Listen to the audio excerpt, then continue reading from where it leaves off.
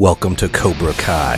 This isn't your local dojo. This isn't your mama's house. There is no crying, no quitting, and no being a You will strike first, you will strike hard, and you will show absolutely no mercy.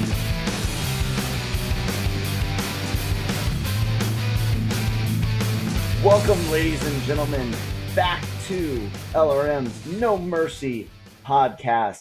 I am your 7th degree black belted podcasting badass sensei Kyle, joined by the deadly half reptilian all venom Christine,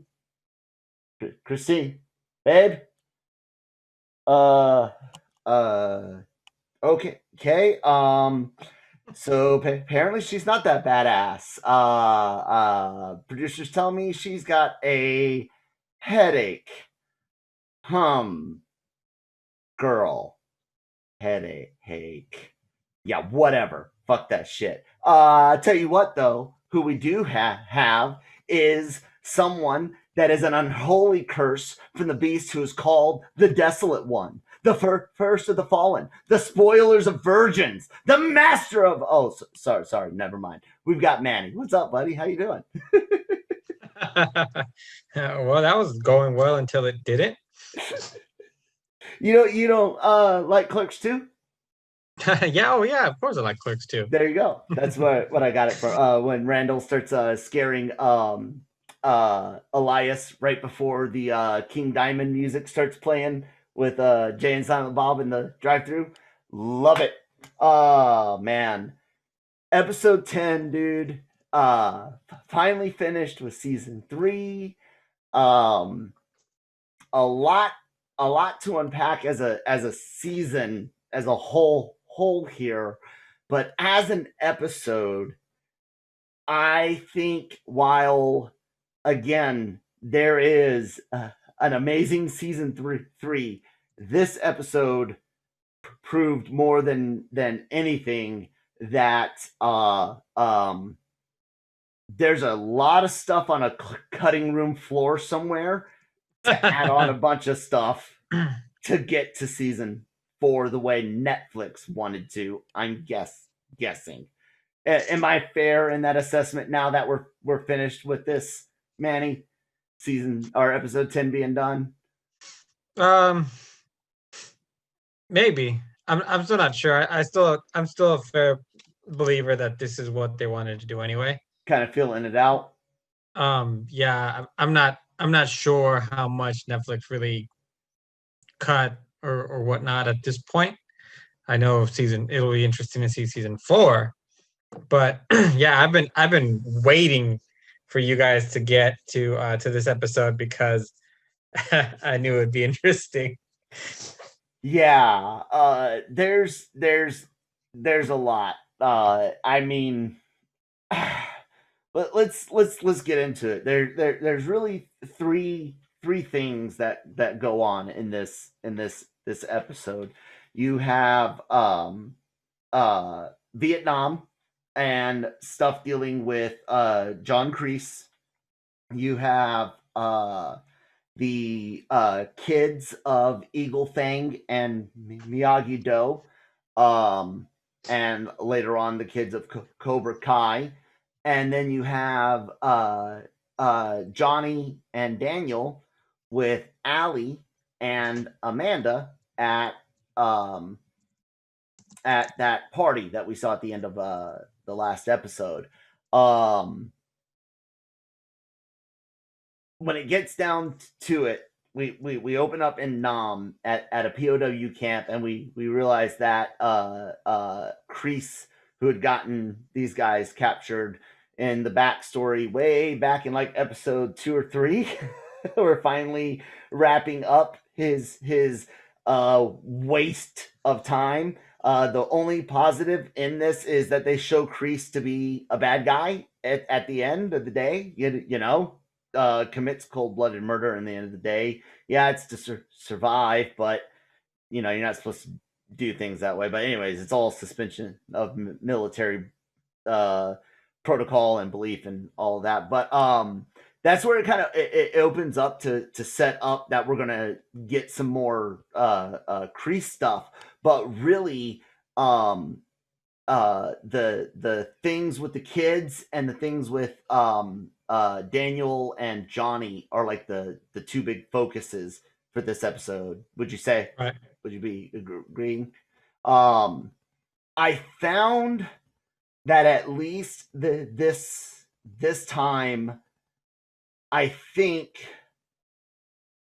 the cutting, the editing of going back and forth between Allie and company and the fight with the kids, I didn't like it, dude. Like, too, it took me out of it too many times. Basically, ladies and gentlemen, Allie becomes a vehicle that makes Daniel and Johnny see eye to eye for the first time after repeating things that fucking Amanda said last year, you know, after things Carmen has said, after things other people have said. They bring Allie back and she fixes everything between Johnny and Daniel, gets them to admit that there's more similarities between them. uh Amanda fills Allie in on some things with Johnny, including Carmen, Miguel, the dojos, the tournaments, the stuff, the whole nine. And at the end of the night, really, Johnny goes off, making the choice to go be honest with Carmen, while Daniel and Amanda head home to go be husband and wife with their kids. Um, it's fine. It fits the story somewhere in the season, but they didn't need Allie to do that, Manny. No, if anything, this could have fit somewhere in the middle of the season. Mm-hmm. I really thought that it definitely did a disservice for the fight, and I think that it also had the potential of really making Johnny look like a douchebag because of everything going on with Carmen. So, if he has this moment with Ali in the middle of the season, I feel like we can put that past them, and then he can move forward with Carmen, and he looks a little bit better. Or, at the end of the day, Johnny is technically the protagonist of our series. Mm-hmm. He's the one being redeemed, and I think it would have worked. It would have worked a little bit better. You could have cut, I don't know, maybe those flashback scenes. Mm-hmm. As as you can see now, they really don't necessarily have a payoff. No. You didn't learn anything new. Nope. Other than just seeing something he went through. Yep. It turns out that back in episode 3, the letter that some of us thought may have been a Dear John letter, I said either she died or it's a Dear John letter, and they hid it from Kreese before they go on their mission, and it's used as a vehicle for the evil special forces captain to basically give Kreese no reason to live when it's their turn to fight above, get this, a pit of snakes. But it's such a stereotypical move. It's like, okay, so if you take away a person's reason to live, what do they have to lose? Nothing. Now they have all reasons to literally abandon all humanity to seek revenge on you, right? And that's how you get people that can do really sick and twisted things, like throw somebody into a snake pit. But that's what happens. They show Kreese commit murder against a bad guy, a guy that should be drummed out of the military for illegal operations and stuff like that. But it doesn't do anything for Kreese, which was, I was like, okay, it could be cool to see some background if they enhance it, make him more of a bad guy, but they didn't. And then the only saving grace is that they didn't make him a humanized character. Yeah, Right. he lost his girl, but he still did something very bad. He's a bad guy, and it just goes from there. The only thing relevant from Vietnam, and again, I don't know how much this ties into season 4, and this almost caps off all of Kreese's. The only thing that ties into the Vietnam though is a phone call he makes at the end of the episode to a friend from Vietnam, but that pays nothing off for us because we don't know what that friend's been up to. Is he in a position of power? What does Kreese stand to gain from? And why didn't he call this friend after they escape? After he wins his fight against the captain, basically the Americans come to rescue the POWs, but that friend says, I'll help you out whenever, but last season Kreese was in a homeless shelter. You know? Mm-hmm. It did. It was a complete waste of time. And there's so much I wonder about. Over on the kids side, we left Miyagi Do and Eagle Fang meeting up and trying to work out a deal to work together against Cobra Kai, and a big fight breaks out in the LaRusso house. It happens at the LaRusso house. Cobra Kai shows up. Hawk, Tyler, that's it. Tori, the whole nine, right? Yeah. And the fight would be great to watch all together. Her with maybe for comedic punchlines, an interjected moment from the party, but it should have been mostly party, mostly almost all of the fight, with, like I said, maybe a punchline. You know how they do that with some movies where there's a fight, but there's an event with someone that's connected to somebody in the fight, and there's like a pun or something that can be made by showing what the other people are going through. Maybe something like that, and then at the end of the party, and then you bring the story back together. The way they try to do it, going back and forth for like 3 minutes, 5 minutes, 3 minutes, no, it didn't work at all. But dear God, is Toria? Was that a reshoot? Because that was like the worst No Mercy scream I've ever heard in my life.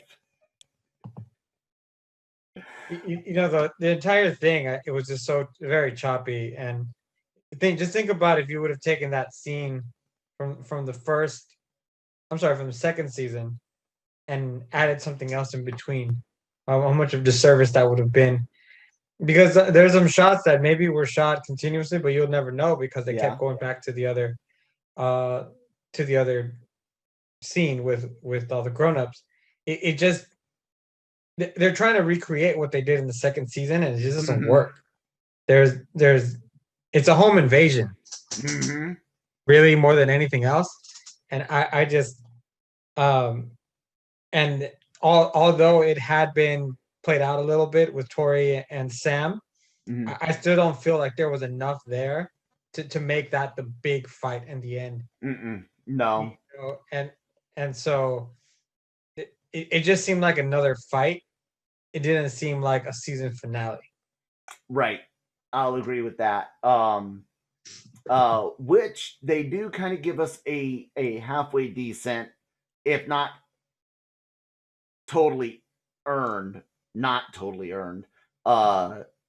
season finale fight. But with these kids, Miguel, we know he's still hurt from and recovering.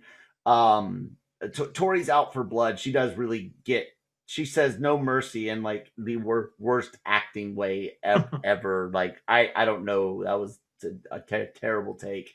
But Eli is there, and we get the Eli redemption that I don't think was earned wholly this season. They show little signs of him disagreeing with Kreese, or being upset with the outcome of an action, but he never does anything to correct his path until this fight, and he sees Miguel getting beat up, sees Eli, or not Eli, but Dimitri getting beat up, and it's going through his head, the stuff that Sensei Johnny Lawrence has said. It should have been a good moment, and I think it was probably planned for season 3. And I think maybe some of the stuff that shows us him course correcting maybe didn't make it onto screen for some reason. I don't know. What do you think? I don't think it's earned, but I knew that's what they were trying to do. No, 100% not earned. Especially with the fact that he just broke Dimitri's arm Mm-hmm. a couple of episodes ago, and he was still stealing Cobra Kai the for life. yeah, stealing the snake and doing all of that, and I'm just it doesn't make any sense. Mm-mm. It's too soon, and yeah, it. I thought that was probably one of my biggest turnoffs of the season is the fact that he was back on Dimitri and everybody's side, and then they were just kind of like, oh yeah, okay, cool, come back. Like, no, man, you did some pretty fucked up shit, Mm-hmm. and there needs to be consequences for that. Yeah. Right now, it just looks like it's one of those things where there's no consequences for your actions, and so what he doesn't really learn anything. Mm-mm. And No. I think it's lazy writing for me. It is. He goes to basically rescue Dimitri, and Dimitri and him take on uh, uh, the bigger assholes of Cobra Kai. Miguel was getting his ass beat by Tyler, who wants revenge for when Miguel first learned karate well enough to beat Tyler's ass in season 1. And it's again Sensei Lawrence in his mind, remembering the recovery time that enables him to get one over on Tyler and win that fight. Again, a little too much. The flips, too much leg work for me. You know what I'm saying? Yeah. I would have enjoyed him trying to do something like that, realizing the legs, oh, that hurts too much, so now I gotta shift and use a different technique. You know what I'm saying? Go ahead. Yeah, there's no way in hell he should be able to Mm-mm. fight as well as he did in that episode. He would, for one of the first big blows that he takes, I think had the potential of putting him back down. Mm-hmm. Yeah. And so it kind of that also kind of took me out of the scene, just because it doesn't seem believable. If he didn't fight, I would have been fine. Yeah. You Or understand because sorry, go ahead. Or if he had used maybe like the environment to help the friends out in a defensive way. I don't know, but not the way it happened. Yeah. The last fight amongst the kids really that leaves is when Sam runs away from Tori, gets out to the dojo, the interior room for the dojo where they practice some of the kata. They practice some of the new Miyagi Do that Daniel learned in Japan earlier in the season. The fight here again, I don't know. It's a good fight compared to what else is going on, because at least this is a little bit more focused. I think the nunchuck was the wrong weapon to try to have Tori use, and they should have just used both of them should have used the bow staves, or maybe even have a kendo stick or something for Tori to get a hold of. The nunchucks were just the wrong thing. I did appreciate Sam using the new moves she learned. But the finality of it, Miguel, Eli, and Dimitri showing up saying, the Cobra Kai shit's over, and Tori basically, it's never over, blah, blah, blah, and then runs off. I don't know. Again, it all feels like there's missing stuff here for this to have it for this to matter. Like, I like it. I like what I see, but I wanted it to matter more, right? I 100% agree. In season one, you had a big payoff in Miguel kind of rising above his kind of weak status, I guess you can call it, or whatever, and winning the tournament. In the end of season two, there had been that kind of love triangle or square, or whatever you want to call it, between Tori, Sam, Robbie, and Miguel, and it made for that big fight that ended up catastrophically. And this season, it seems like it's just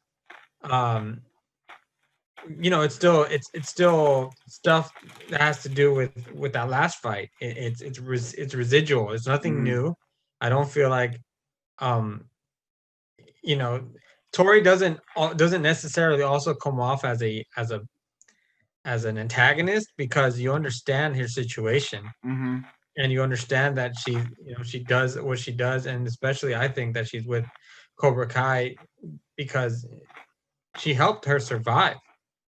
It's not like the other gyms had offered her as much as Creasy had given her. So yeah, but still, when you're willing to steal a snake, put poisonous snakes in cars, and commit a home invasion, that's a little too much price to ask for. True. No, I get that point, but what I'm saying is it's just contextual. It gives her context, which is great. As a character.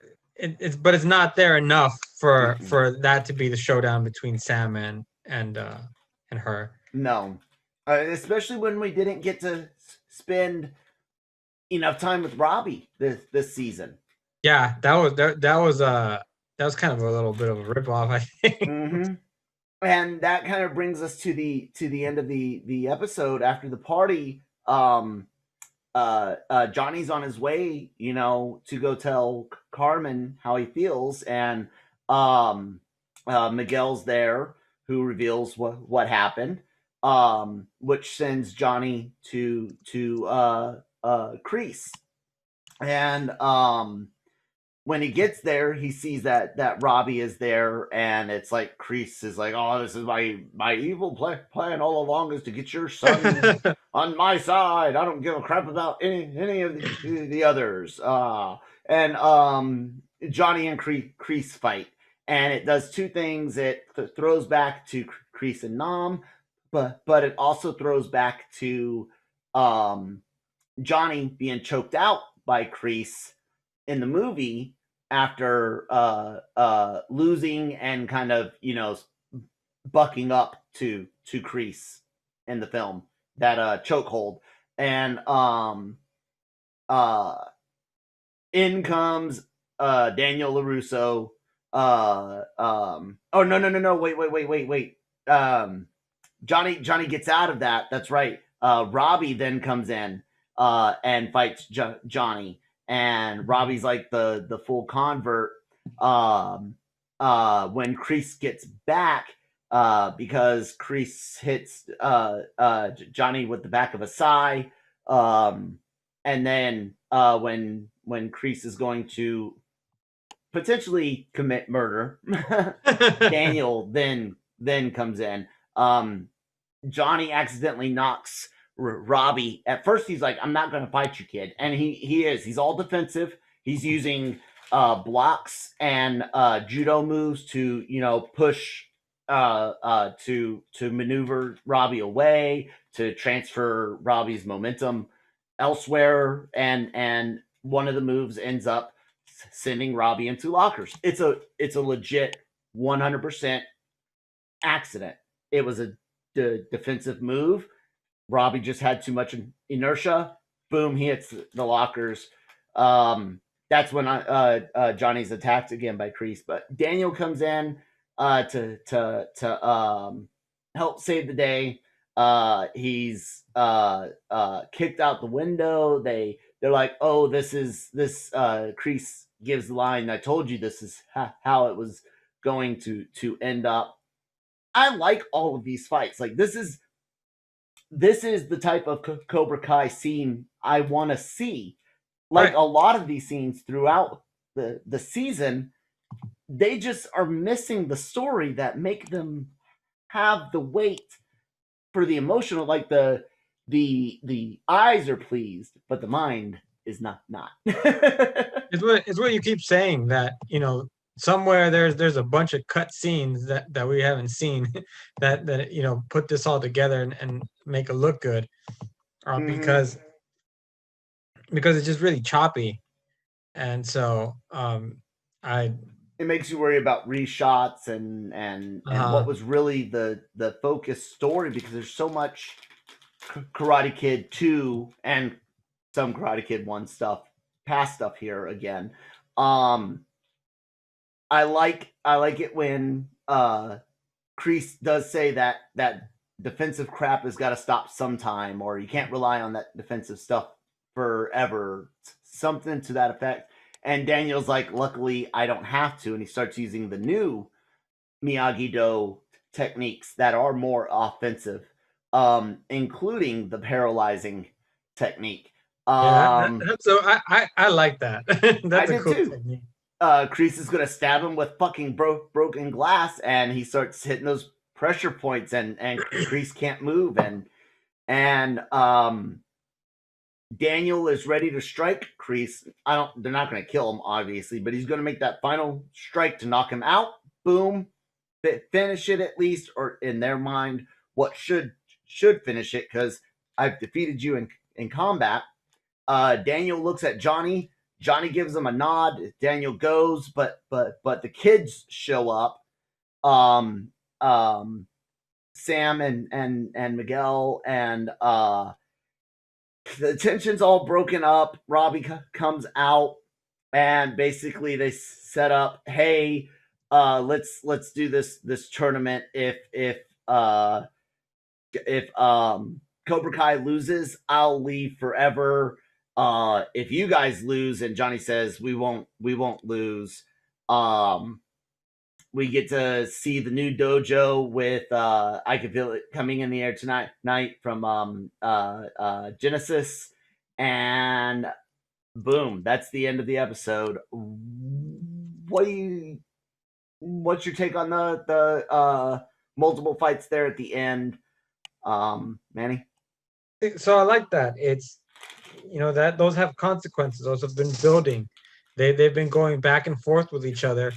Even Daniel has been trying to get the landlord to take his lease, and then back snakes and confronting one another, and things like that. There's story behind that, so there's purpose, and then we're invested in that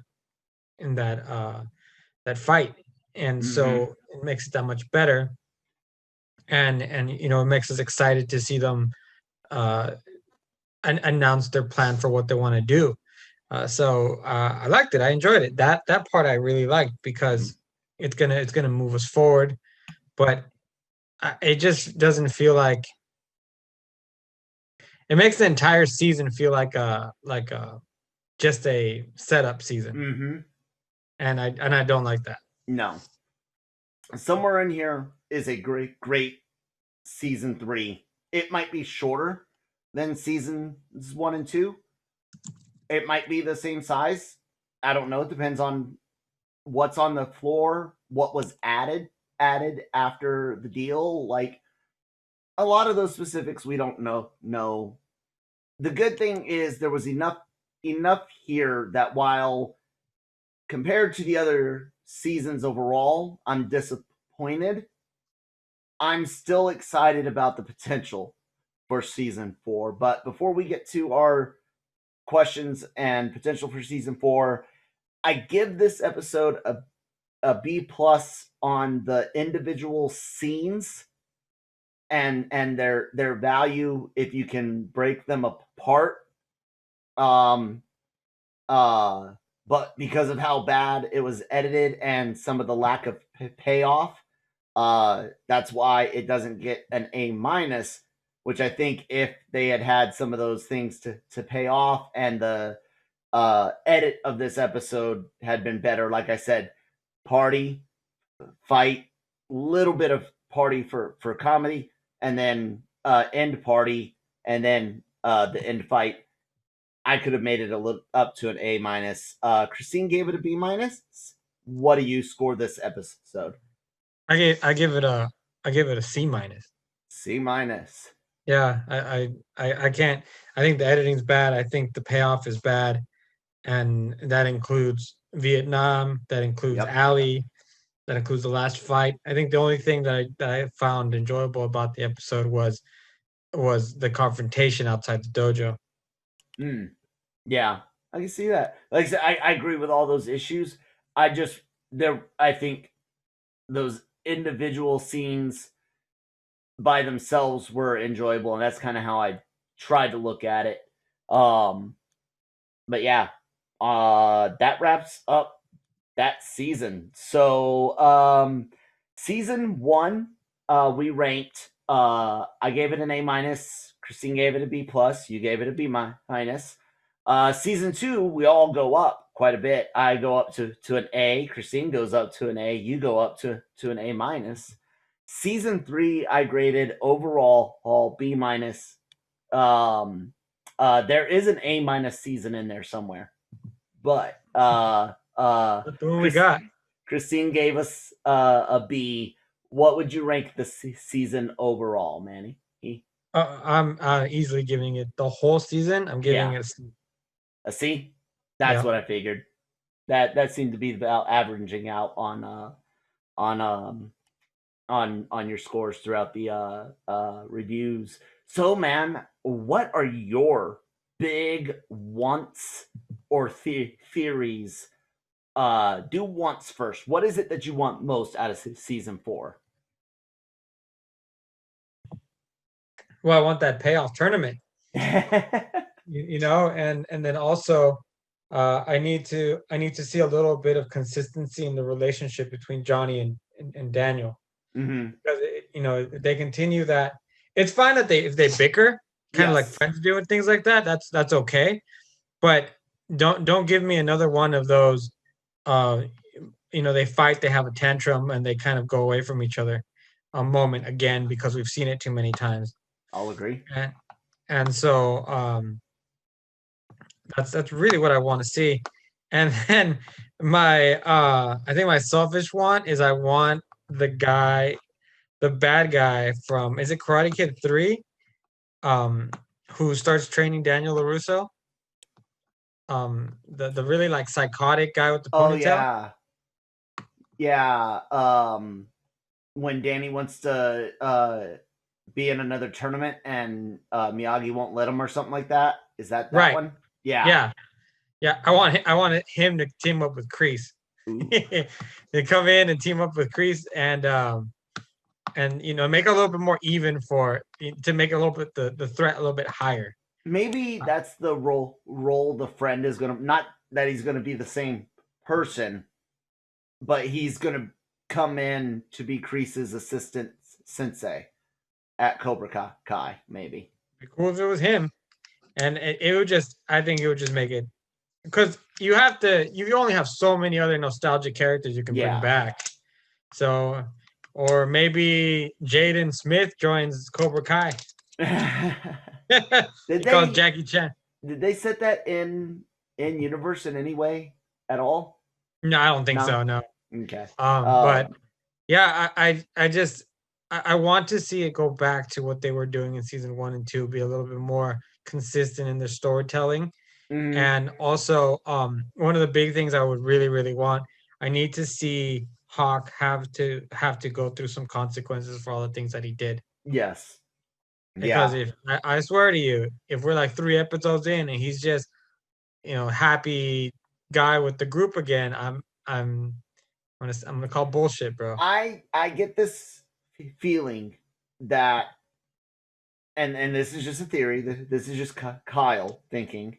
I get this theory that Netflix kind of wanted to get things reset, like I brought up a few reviews ago, to get into season 4, and I think the final redemption for Johnny Lawrence is the redemption you've been after, which is his redemption as a dad to Robbie. And so I think we're going to get a Robbie redemption story as the main story in season 4, as Johnny accepts both the responsibility as sensei to Miguel, maybe potentially stepfather if they go down the route exploring relationship with Carmen. I don't know. But also becoming the ultimate redemption for Johnny, the final failure to make up for Robbie. So that's where I think season 4 is really gonna head into, and that's why I think maybe Robbie's arc at YouTube was going to be different, and that's why maybe we didn't get as much of him in season 3. And I think Netflix wanted to get that kind of reset with Sam and Miguel, so you can bring Johnny and Daniel together and put Robbie in Cobra Kai. Johnny now gets to fight Cobra Kai, so to speak, through his students, and of course we're expecting the good guys to win.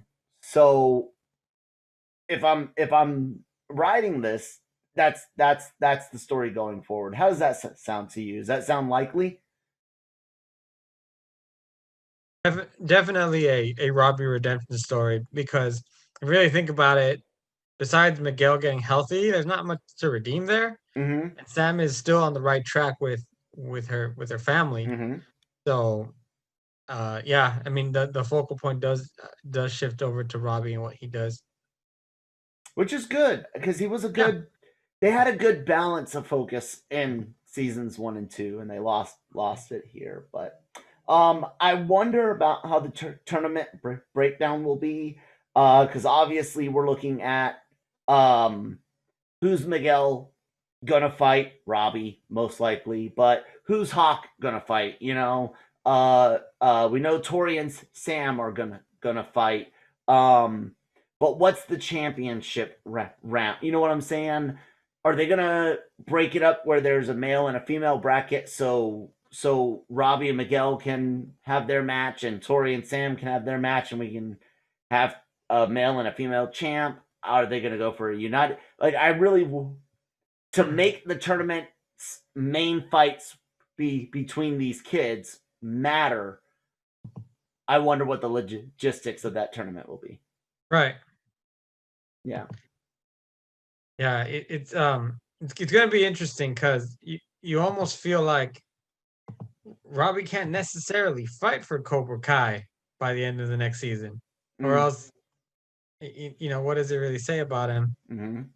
So, who else comes in? Is it going to be the big bully who's going to step up, or I don't know.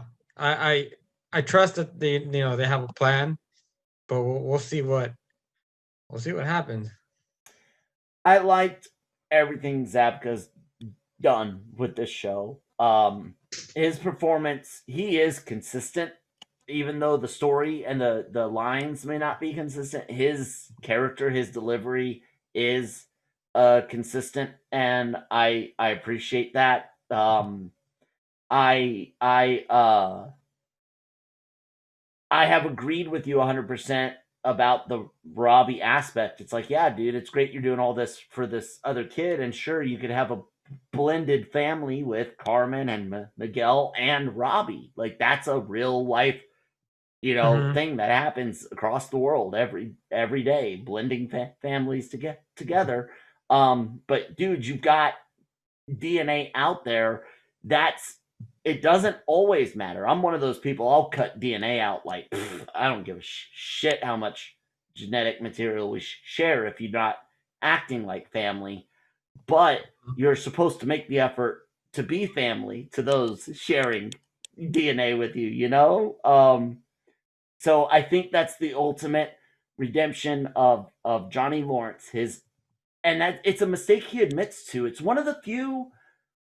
If you go back and you look at times he talks about the night Robbie was born, and the mistakes he's made, it's one of the few times he really admits from the get-go, I fucked up. Like, he admits, right. I fucked up with Johnny in the first conversation about Robbie. The first conversation about Robbie's like, yeah, I fucked up.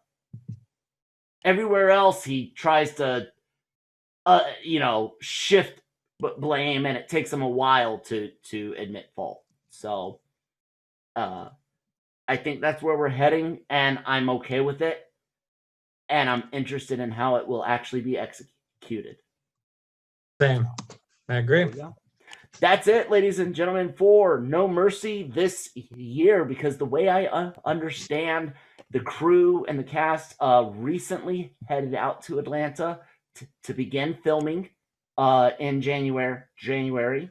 Someone related to the industry, I can't remember the name off the top of my head, tweeted out that they expect, if things go according to history, potential for season 4 to hit winter of 21-22. So maybe this time frame next year, maybe a little earlier. He said January 22, I think, is the year, is the month he said in his tweet. With that, ladies and gentlemen, make sure you guys are following at LRM_exclusive.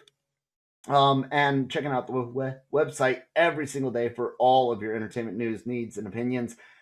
Interviews with cast and crew from Cobra Kai. News as Cobra Kai season 4 does get underway and filming. You guys can check out the website. And who knows, we might even have a special No Mercy episode to discuss a season 4 trailer when that hits. So yeah, definitely keep your guys' ears out. I hate that Christine wasn't part of this, Manny. I'm sorry. But dude, You're out of the dojo. Yeah, I know, right? She's out. No weakness, no pussies. Anyways, it has been great doing the show with you. Thank you so much for being a part of it. I look forward to doing LR Mornings live with you Thursday morning. Actually, no, wait. That already happened by the time this comes out. True. So if you guys missed it, Manny and I hopefully had a successful live show on LR Mornings, and we're going to try to do one live show a week starting out. So yeah, that means you need to go to our YouTube channel, subscribe there. And of course our podcast come check out the train wreck. Yeah. And of course the podcast channel, wherever you get your podcasts from Spotify, Google, Apple, SoundCloud. SoundCloud's great with the playlists, so check that out. Manny, where can people find you at online? They can find me on Twitter at LRM underscore Emmanuel. And on Instagram, you can find me at riddle me this underscore 510. There you guys go. You guys always know Christina's too badass for social media. That's right. I, however, am suckered into it. You guys can find me at that Kyle Malone on Twitter and Facebook, at that the number one Kyle Malone, at that one Kyle Malone on Instagram. Thank you guys so much for listening to the podcast this year. We will talk to you whenever the fuck we feel like it, because that's what we do here at the No Mercy podcast. Get the fuck out.